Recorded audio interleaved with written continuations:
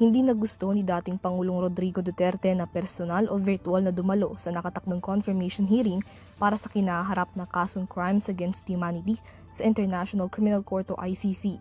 Sa isang liham na isinumite ni Duterte sa pamamagitan ng kanyang kampo, nagpahayag siya ng kagustuhang i-waive ang kanyang karapatang dumalo sa pagdinig sa February 23 hanggang 27 at na naiintindihan niya ang maaaring maging bunga nito para sa kanyang kaso. Sa kabila nito, nagtitiwala at ipinauubayan na niya aniya ang proseso sa kanyang legal defense team. Ani Duterte, matanda, pagod at mahina na siya para dumalo pa sa legal proceedings ng kaso na makakalimutan niya na rin naman umano pagkatapos ng ilang minuto. Matatandaan na sa apela para sa kanyang interim release, iginiit ng kanyang kampo ang edad at kalusugan ni Duterte, maging ang kanyang lumalalang cognitive condition. Ito rin ang parehong dahilan ay kinonsidera ng ICC Pretrial Chamber 1 nang katigan nito ang apela ng defense at ipostpone ang initial na confirmation hearing noong September 23, 2025 dahil sa hindi fit to trial si Duterte. Dagdag ni Duterte, umaasa siyang irerespeto ng korte ang kagustuhan niyang maging payapa habang nasa detensyon at tinanggap na rin umano ang posibilidad na baka sa loob na siya ng piitan mamamatay. Sa parehong liham, muling iginiit ni Duterte na hindi niya kinikilala ang jurisdiksyon ng ICC sa Pilipinas at na ang sapilitang pag-aresto sa kanya ay labag sa konstitusyon at soberanyang umiiral sa bansa. Muli niyang inilarawan ang pag-aresto sa kanya sa bisa ng ICC arrest warrant at ng Interpol bilang kidnapping na umano'y pinlano ng kasalukuyang administrasyon sa ilalim ni Pangulong Ferdinand Marcos Jr. Paninira at kasinungalingan din aniya ang mga alegasyong nag-orkestra siya ng pulisiyang nagresulta sa extrajudicial killings, mga akusasyong pinakalat umano ng kanyang mga kalaban sa politika. Wala pang kumpirmasyon kung pahihintulutan ang hiling na ito ni Duterte.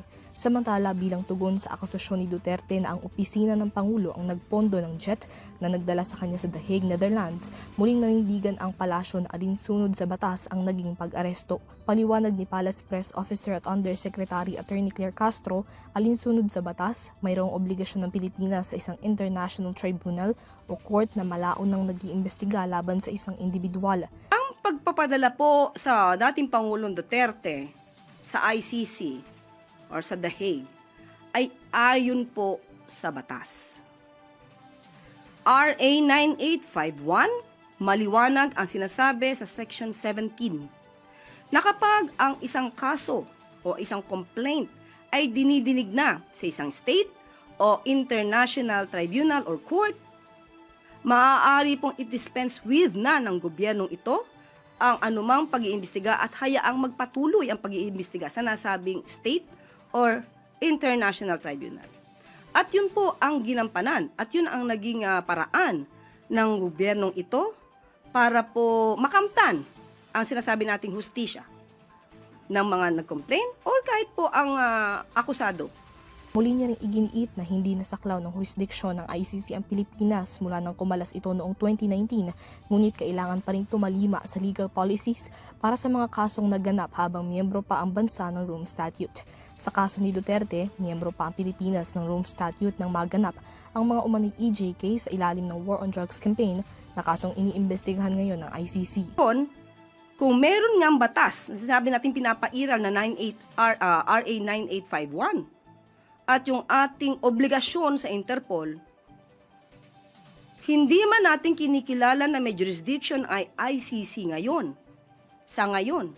Pero ang ICC ay nagkaroon ng jurisdiction sa mga aksyon na naganap nung tayo pa ay miyembro. At hindi po natin pwedeng iwasan yon dahil meron pong residual obligation ang administrasyon. Sa tanong naman patungkol sa kung UP ang nagpondo ng jet na naghatid kay Duterte sa ICC, wala pa raw impormasyon ang palasyo patungkol rito. Ngunit sakaling mangmula ito sa pondo ng publiko, sabi ni Castro, kung taxpayer po ang ginamit ito lang po ay naaayon sa batas dahil gumaganap lang po ang gobyernong ito sa kanyang katungkulan. Para sa EuroTV News, Mila Yagin sumasaludo sa bawat Pilipino.